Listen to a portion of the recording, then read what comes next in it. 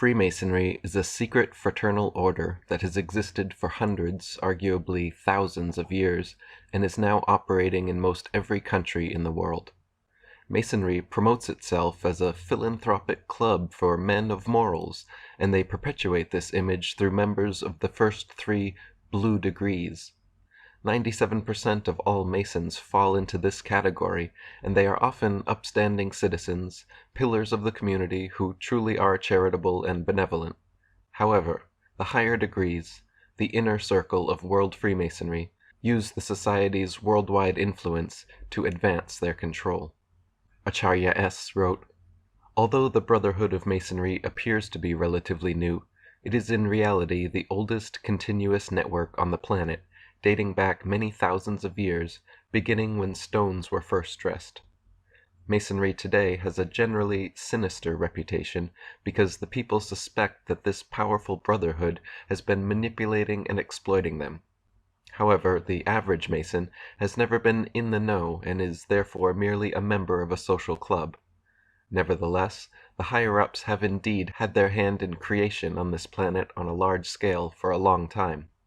The Masons are there, perpetually hidden behind the scenes, leaving clues to their existence as a brotherhood, some of which are evident yet still not seen. For example, the biblical Nimrod, the king who built the Tower of Babel, is considered the first Mason." Jim Marrs wrote, "The ongoing connective tissue between the modern and ancient secret societies has been Freemasonry, which existed as a formidable force long before certain lodges became Illuminized. During the late Middle Ages, when any opposition to the Holy Roman Universal Catholic Church was forced deep underground, among the only organized groups able to move freely throughout Europe were the guilds of stonemasons, who maintained meeting halls, or lodges, in every major city. The Masons, who traced their own secret knowledge of architecture and building back to Egypt and beyond, were essential in the construction of Europe's churches and cathedrals.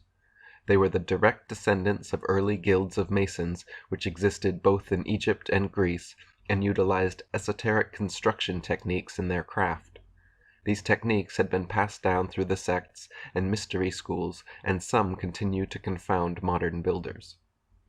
Freemasonry evolved over the last 1,000 years from the Knights Templar, and before that traces its roots to ancient Egypt, the Egyptian mystery religion and esoteric schools.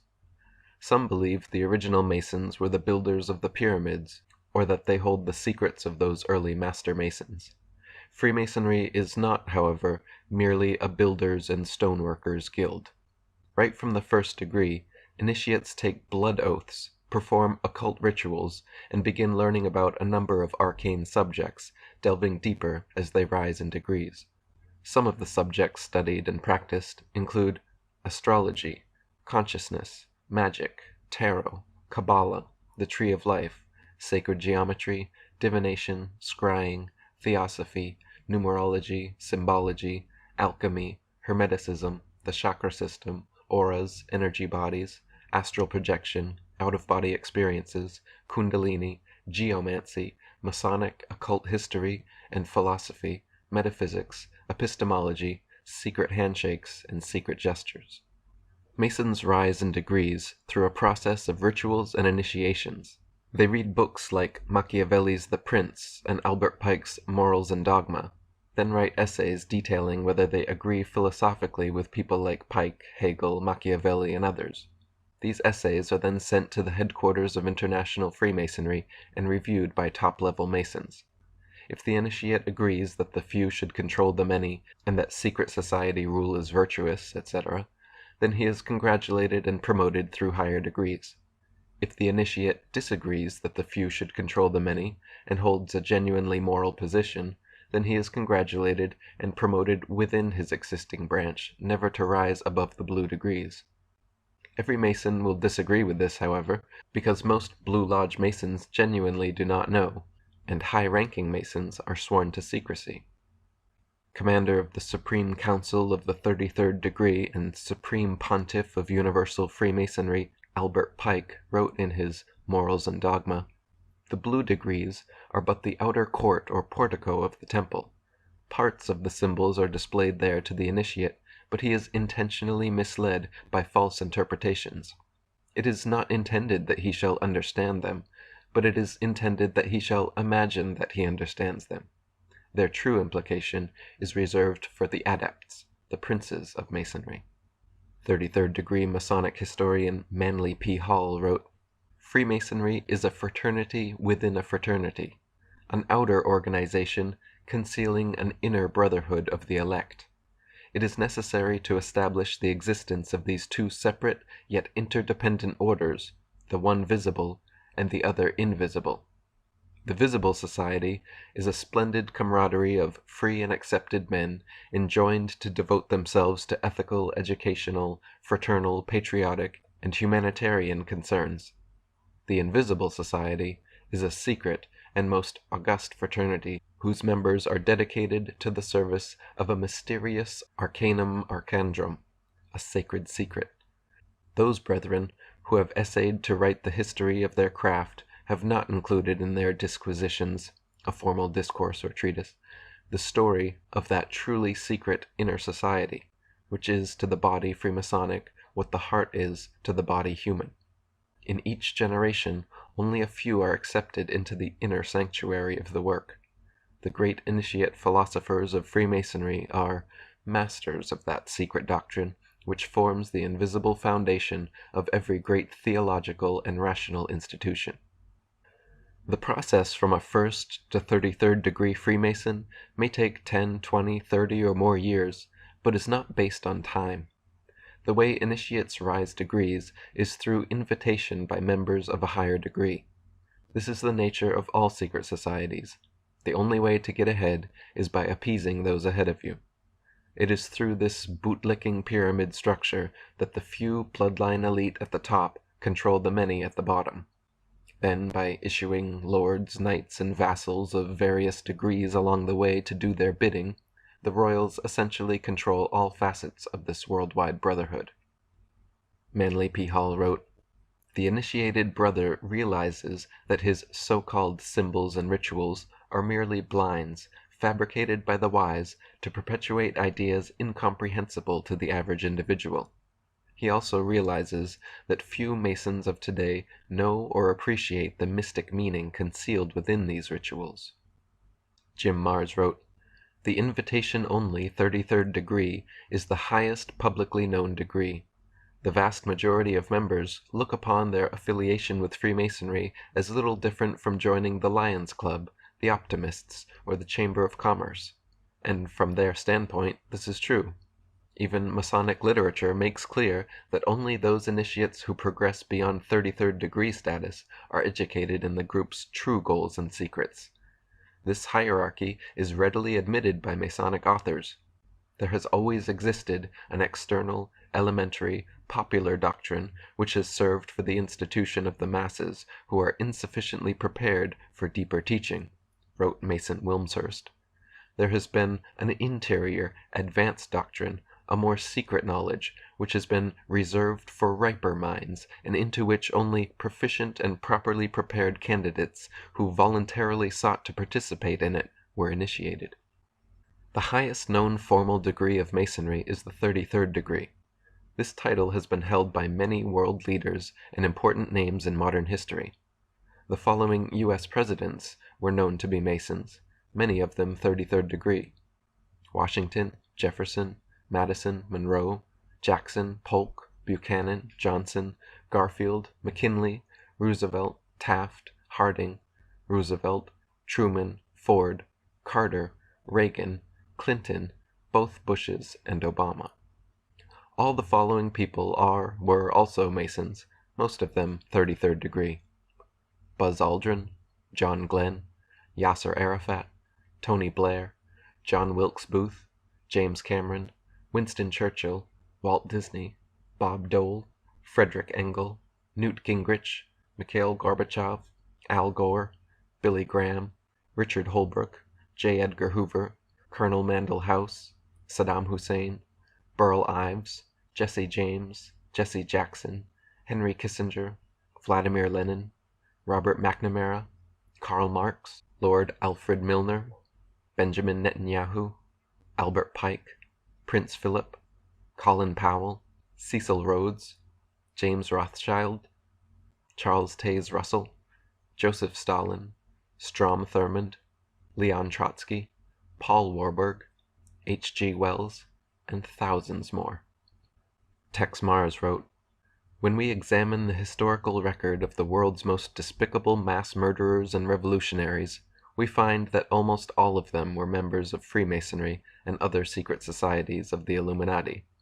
Robespierre was a Freemason, Weishaupt was a Freemason, Napoleon was a Freemason, Lenin was a Freemason, Stalin was a Freemason, Truman and Roosevelt were Freemasons, Ariel Sharon is a Freemason, Bill Clinton is a Freemason, Fidel Castro is a Freemason." Traditional history insists that the Revolutionary War was fought over the British monarchy's unjust taxation of America. While this is true on one level, it is also true that the leaders of the American Revolution, the signers of the Constitution and Declaration of Independence, were all descendants of British aristocratic bloodlines, and most of them Freemasons. Manly P. Hall wrote, "Not only were many of the founders of the United States government Masons, but they received aid from a secret and august body existing in Europe which helped them to establish this country for a peculiar and particular purpose known only to the initiated few." David Oveson wrote, "The very struggle for independence seems to have been directed by the Masonic Brotherhood, and some historians insist had even been started by them." Graham Hancock wrote, "Freemasonry was the driving force behind the ideals and tenets of the American Revolution. What is less well known is the fact that there was a very close connection between the French and American Masonic lodges at that time. In those days, Freemasonry in America was regulated by United Grand Lodge in England, which appointed provincial Grand Masters in various regions of the North American continent. Before the Revolutionary War, the New World of the Americas lacked unity and autonomous identity. For almost 300 years, there was no military, constitution, or federal government. Then, within 2 short years, the snap of a historical finger, America had Continental Marines, Continental Congress, and the Articles of the Confederation. With the Declaration of Independence, the British colonialists, or Americans, officially separated from the British nationalists. Freemason and bloodline General George Washington became first President of the now United States of America, and royal rule of America switched from overt to covert. Royal and secret society rule had not changed, only the perception of governance changed, while the same DNA stayed in office. Instead of peasants well aware of their plight, knowing the monarchs and emperors oppressing them, we became peasants who actually believed we were born into a free and open system." Jim Mars wrote, "Freemasonry, the oldest and most powerful secret society in the history of the world, had planted firm roots in early-day America and even played a significant role in the American Revolution. It played an even greater role in the subsequent French Revolution, which initially was greeted with great joy and approval in the United States. The number of Masonic lodges grew and membership increased. By 1826, it was estimated that Masons in the United States numbered nearly 50,000, mostly educated and professional men. But in that year, one Mason broke ranks. It became known that a Captain William Morgan of Batavia, New York, was planning to publish a book revealing the secret symbols, handshakes, oaths, and purposes of the Freemasons. Morgan, a 30-year member of the order, wrote, "The bane of our civil institutions is to be found in Masonry, already powerful and daily becoming more so. I owe my country an exposure of its dangers." Before the book could be printed, Morgan and his publisher were kidnapped in Batavia. Irate friends and neighbors pursued the kidnappers and managed to rescue the publisher, but Morgan was not so fortunate. He was never seen again. Years later, a Mason named Henry L. Valence confided to his doctor as he lay dying that he and 2 other Masons had dropped Morgan into the Niagara River. Valence said since that night he had suffered from a guilty conscience, the mark of Cain, and sought absolution for his sin. If you listen to Hollywood's Masonic adventure movie National Treasure, then 6 of the founding fathers were Freemasons. If you read various Masonic websites, they tend to admit 9 to 13 were Masons, but the truth is that the majority of the founding fathers were high-ranking Masons. David Icke wrote, "Of the 56 signatories of the American Declaration of Independence, at least 50 were known to be Freemasons, and only 1 known not to be." Ralph Epperson wrote, "The Supreme Council of the 33rd degree of the Scottish Rite of Freemasonry has told the student that 13 of 39 original signers of the Constitution were Masons. It is also interesting to note that there were 39 signers, exactly 3 times the Masonic number 13. 13 is an important number to the Masons. There are 13 degrees in York Rite Freemasonry, and there just happen to be 13 original colonies, including New York. New York is known as the Empire State, with the Empire State Building. But whose empire? Who's the emperor? Perhaps the York Rite Freemasons could tell us. 13 Masons signed the Constitution, along with 26, 13 times 2, non-Masons, making the 39, 13 times 3. There also just happens to be 39 members of the Rockefellers' Bilderberg Inner Circle, and 39 floors in Rockefeller's United Nations building. The majority of the U.S. Founding Fathers, the Senate, and the Presidents have been Freemasons, but those who were not usually had nothing good to say about the organization. President John Quincy Adams wrote, "I do consciously and sincerely believe that the order of Freemasonry, if not the greatest, is one of the greatest moral and political evils under which the Union is now laboring, a conspiracy of the few against the equal rights of the many. Masonry ought forever to be abolished. It is wrong, essentially wrong, a seed of evil, which can never produce any good." President Millard Fillmore wrote, "The Masonic fraternity tramples upon our rights, defeats the administration of justice, and bids defiance to every government which it cannot control."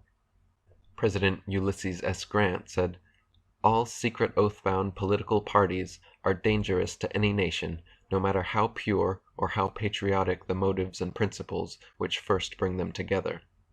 Supreme Court Chief Justice John Marshall said, "The institution of Masonry ought to be abandoned as one capable of much evil, and incapable of producing any good which might not be effected by safe and open means."